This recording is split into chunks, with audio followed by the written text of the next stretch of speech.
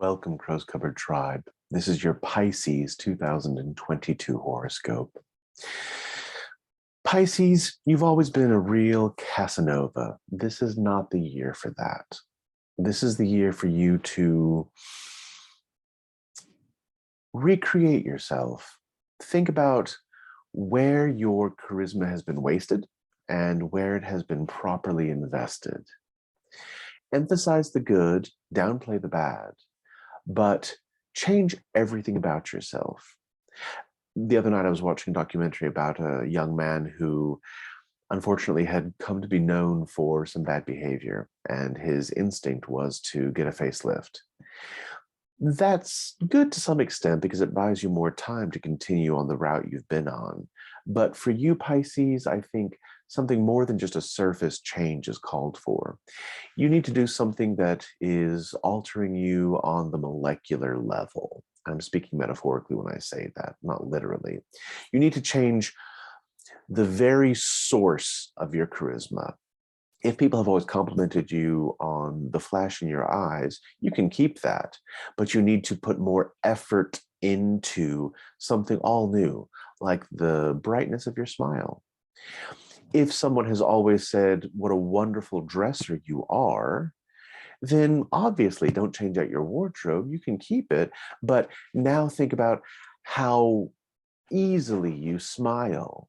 Instead of looking amazing because of your wardrobe and carrying a constant RBF, maybe it's time to learn how you can smile more easily and smile more often.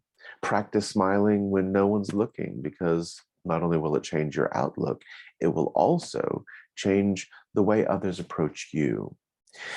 You've become something of a couch potato lately. It's time to get back into fitness, and no one wants to hear that. And you have to be very careful this year, especially for your ankles, calves, knees, and feet. So if your fitness regimen, when I'm saying you need to get fit now, looks like jogging or running, no, do not. Think of something a little lighter impact. Maybe invest in a gazelle, or think about just light walking for long periods of time. You could also think about doing something that's focusing more on strength training of the upper body. Just be careful of your legs. This could potentially be a very bad year for them, especially those feet. March the 2nd is going to be probably the biggest date of your year. It's a new moon in Pisces, and the reason it's the biggest date for your year is because you're really going to have to pay close attention to what you want for the next decade and put that into motion on March the 2nd. I want you to write it down in multiple places, put it in multiple places, post-it notes to your computer, post-it notes on the TV, post-it notes inside of the pantry where you might go hunting for gummy bears or crackers. Put it on the dashboard of your car. Put it as a voice memo that you play on repeat on your way to work. But I want you to, on March 2nd, set into motion a crystallized list of what you want for yourself for the next decade. And I don't want you to change it. Jupiter, your original master, is going through some interesting changes, and it's important for you to bring together the relationship between Jupiter and the moon on March the 2nd so that your true father, Jupiter, can help you achieve all the things you desire.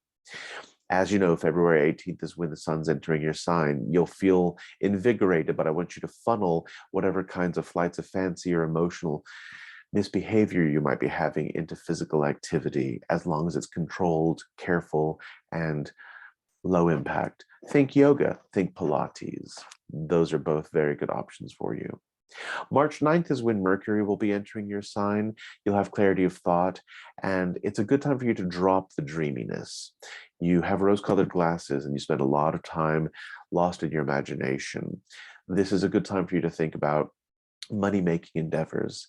If you don't like the job you're at, it's time to find one before you leave the one you're at. If you want to improve a side hustle, it's probably a good idea to work diligently at improving your side hustle, but also start thinking about what better side hustles you can cultivate. April the 5th has Venus entering your sign, and your instinct is to go find a new lover. I would say don't do that. Just Make sure the person you're currently with knows how much you love them. And if you're with no one, then maybe it's time to think about why you're single. Maybe it's a personal problem. Maybe you don't love yourself enough. And maybe because you don't love yourself enough, no one else wants to love you either. So this is a good time to evaluate that and do something about it. April the 14th has Mars entering your sign. You're going to feel a lot of anxiety and you're not going to know what to do with that. Funnel it into whatever financial endeavors you want to work on. Are you renovating houses that you plan to flip? Are you staging apartments that you want to sublet? Are you getting back into your carpentry workshop to design beautiful things? Well, whatever it is, you need to funnel this Martian energy on April the 14th into a more productive, usable space. September the 10th has a full moon in your sign. This is time for you to start winding down and relaxing and reflecting on your accomplishments for the year, because the accomplishments you've made up to this point through the year will be the accomplishments that will carry you forward for at least the next decade. October the 28th has Jupiter going retrograde in your sign, and you will feel disenfranchised, but take heart, because this is just a time for you to really take stock of what you have and where you want to set your sights for the future, where you want to aim your energies moving forward. So until next time, have a wonderful 2022, Pisces.